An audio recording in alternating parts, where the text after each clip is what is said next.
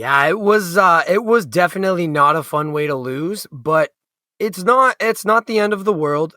I see a lot of Leafs Twitter, a big segment of it are saying Habs in 7. Oh, woe is me. They're all spiraling, going into a state of depression. And I just want to say, if you're going to jump off the bandwagon now, don't come back on because the Leafs are winning this series.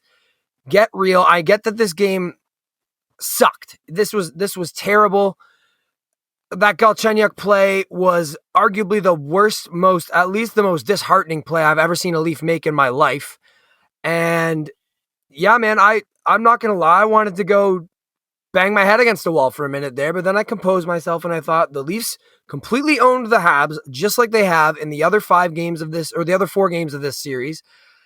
Carey Price stood on his head, and the Habs again barely won by the skin of their teeth. So they need every single thing to go right in order for them to win against us. So I just don't see that happening 3 times in a row. It can happen once. Anything can happen in a 1-game sample size. People talk about, oh, Montreal is going to have fans next game, like 2,500 fans. You really think that matters? Like, you think that's all of a sudden the Leafs are just going to turtle into a shell because there's like a 5% full arena? Get real. Leafs are taking this.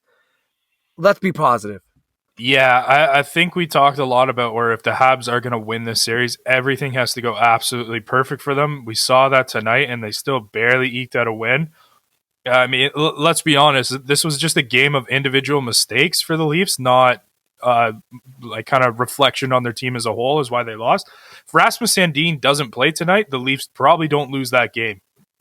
Right? He made 2 just terrible errors that a defenseman can't make in his own zone, and they both ended up in the back of the net. Jack Campbell probably should have been a little bit better, and they both wouldn't have ended up in the back of the net. And then you see Alex Galchenyuk make just one of the worst passes I've ever seen an NHL player make. Now, could he do that again? Absolutely. But when things are more individual mistakes and not from, a team standpoint where they got, outplayed by so much and just leaked chances like crazy all game, which the Leafs just didn't do tonight, it's no reason to really go and freak out. And now, I mean, yeah, fans, that's going to be a boost for Montreal, but the Leafs haven't played in front of fans all year too. So you got to think that is at least a balance out for the 2 teams.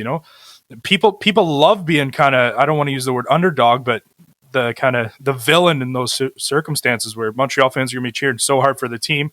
But that's going to give the Leafs a boost, and they're going to want to make that building as quiet as possible, as quickly as possible, and ride that kind of momentum. So I think that just cancels out for either team. Game of individual mistakes. It's really unfortunate, but it's no reason to start saying like Habs in 7 or this Leafs team is the same of old or they suck, blah, blah, blah, blah, blah, because they really are the better team. They truly are. I understand that, heat of the moment, I'm as guilty as any of getting too worked up, and, I just need to calm myself down. You all just need to calm yourselves down, ride it out. Go into Montreal, have a strong game 6, hope the first line actually decides to show up. And, who knows? By Sunday morning, we could all just be laughing at how stupid we were tonight. But, I mean, that's looking a little too far into the future. But, I mean, I still have the faith, too. So, hopefully they can get it done in the next game and we don't have to see a game 7. But I don't think tonight's any reason to really go crazy and lose your head. I could not handle a game 7. Anything can happen in a game 7. I don't think it gets there. I really hope that on Saturday night we're looking back on this like, haha, we got to go beat the Habs in front of their fans, embarrass them, and we stretched the round 2 series an extra 2 days so we can get our captain back a little bit quicker, a little bit earlier.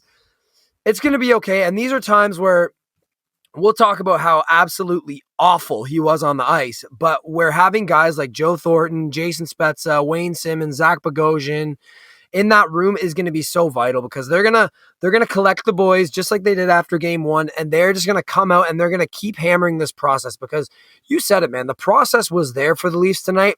It was just individual errors. And speaking of the one who made those errors, Rasmus Sandin,